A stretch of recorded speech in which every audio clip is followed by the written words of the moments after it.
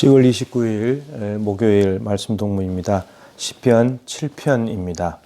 제목은 하나님께 맡길 때 억울함이 풀립니다 라는 제목입니다.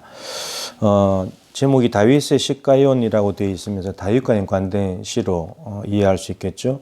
그런데 제목이 좀 더 붙어 있습니다. 베냐민인 구시의 말에 따라 여호와께 드린 노래. 베냐민인 구시라고 하는 인물이 나오는데 성경에는 이 베냐민 구시가 여기밖에 나오지 않습니다. 그래서 이 구시가 누구일까 찾기가 쉽지 않은데 어쨌든 다윗과 연관된 시니까 그러면 다윗의 일생을 찾아보면 베냐민인 구시하고 좀 비슷한 인물이 있을까 찾아보면 사무엘하 16장에 다윗이 셋째 아들 압살롬이 반역을 일으켜 가지고 도망을 가잖아요. 예루살렘 궁을 버리고 도망가는데 그때 도망갈 때 나타나 가지고 다윗을 저주했던 인물이 있죠. 피를 흘린 자여 사악한 자여 가그라 가그라. 그러니까 시므이입니다. 시므이가 베냐민 지파 출신이거든요. 그래서 아마 베냐민인 시므이의 말과 연관이 있지 않을까 이렇게 생각해 볼 수 있는데 근데 그 흐름이 좀 비슷합니다. 시므이가 다윗을 저주한 이유가 무엇이냐면은 사울이 베냐민 지파잖아요.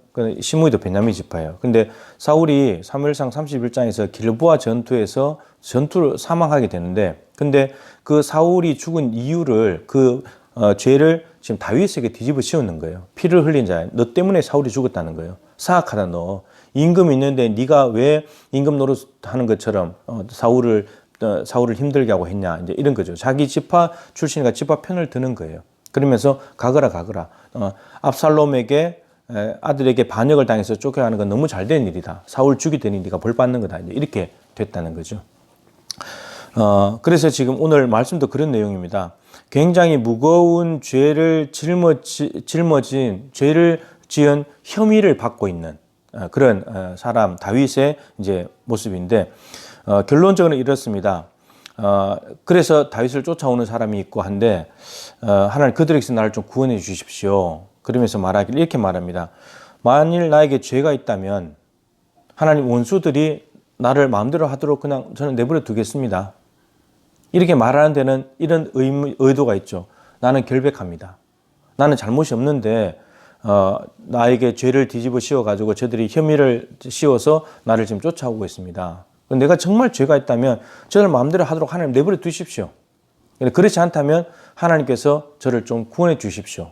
나의 결백함을 하나님께서 좀 풀어 주십시오. 라고 하는 간곡한 하나님에 대한 호소라고 말할 수 있습니다. 이것을 풀어주실 분은 하나님밖에 없다. 왜냐하면 8절에 여호와께서 만민에게 심판을 행하시니 하나님은 모든 만민을 심판하시는 분이신데 여호와여 나의 의와 나의 성실함을 따라 나를 심판하소서. 나는 결백하다는 거죠. 나는 결백하니까 하나님 이 결백함을 가지고 하나님께서 나를 좀 심판해 주십시오. 저들은 나에게 혐의를 뒤집어 씌워서 자기들이 재판장인 것처럼 나를 힘들게 하지만 근데 하나님이 저를 재판해 주셔야 됩니다. 나의 결백함을 해결해 주셔야 됩니다. 이렇게 밝혀달라고 하는 그런 고백인 거죠. 그래서 악인의 악을 끊고 의인을 세우십시오. 그러니까 악인이 잘못되는 거고 의인이 제대로 되는 게 이게 하나님의 공의잖아요. 하나님의 공의. 하나님의 공의인데 하나님 이 공의에 따라서 하나님께서 해결해 주십시오. 내가 정말 악인이라면 하나님 저를 벌하시고 의인이라면 하나님을 건져 주십시오. 라고 이렇게 말하고 있습니다. 다윗이 시므이를 압살롬 앞에 도망갈 때 시므이가 저주했을 때 이렇게 하죠. 다윗은 정말 죄가 없잖아요.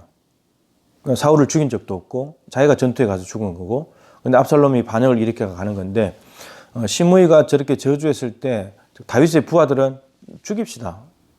아니 어떻게 감히 내 주 왕을 이렇게 저주할 수 있냐고. 그럴 때 다윗이 이렇게 말하죠. 내버려 둬라. 하나님께서 명령하셔서 시므이를 통해서 나를 저주하시는 거다. 그래서 시므이의 저주도 하나님께서 하시는 걸로 들어버린다는 겁니다. 그리고 사울을 피해서 도망다닐 때 사울을 2번 죽일 기회가 있었지만 부하들은 죽이자 이렇게 말했지만 다윗은 그렇게 하지 않았죠. 이유는 하나님의 기름 부음 받은 자이기 때문에 기름 부음 받은 자를 내가 어떻게 손댈 수가 있냐.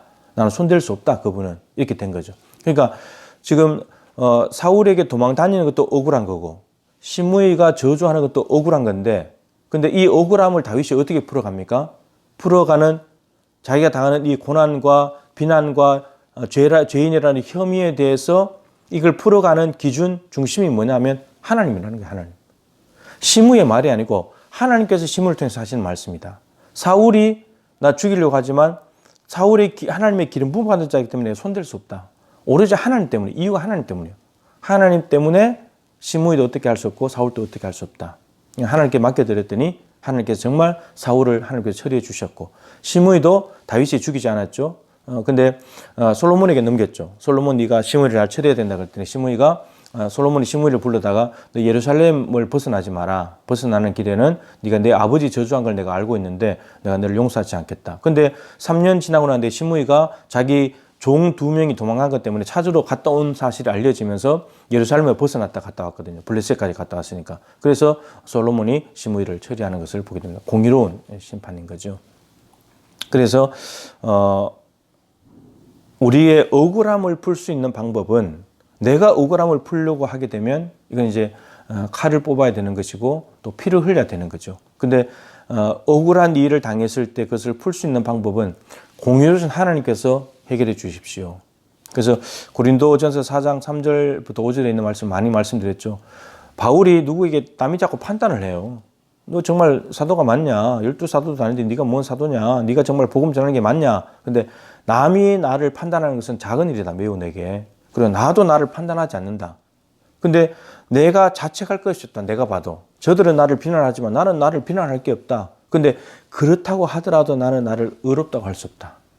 내가 봐도 자책할 것이 없다 할지라도, 내가 나를 봐도 완벽하게 옳은 일만 하고 틀린 일이 없다 할지라도 의롭다고 할 수 없다는 거예요. 이유는 주님이 나를 의롭다고 하셔야 내가 의로운 거다.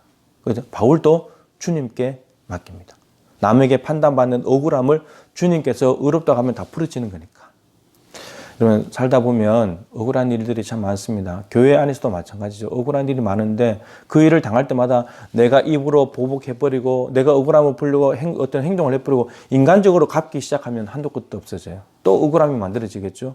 근데 그 억울함을 하나님께 가져가는 거예요. 하나님, 내 억울함 좀 풀어주세요. 내가 이렇게 억울합니다. 주님은 다 아실 거니까. 저도 가끔씩 하나님께서 네가 잘못 없는 걸 다 안다. 사람들은 나를 잘못했다고 그러는데 하나님은 네가 잘못 없는 걸 안다. 이렇게 말씀하실 때가 있어요. 그러면 그냥 위로가 되고 해결되는 거예요. 네. 그래서 우리의 억울함을 푸는 열쇠는 하나님께 맡기는 것입니다. 오늘도 여러분들 속에 응어려져 있는 억울함들을 하나님께 다 내어 맡겨서 공인오신 하나님께서 해결해 주시도록, 정말 그 사람이 잘못됐다면 하나님이 그분을 해결하실 거고, 내가 잘못됐다면 하나님 앞에 달게 회개하고 용서를 구해야 되겠죠. 그래서 억울함이 오늘 하루 하나님께 맡겨서 좀 풀어지는, 마음이 시원해지고 자유케 되는 그러한 은혜가 있기를 주님의 이름으로 축복합니다.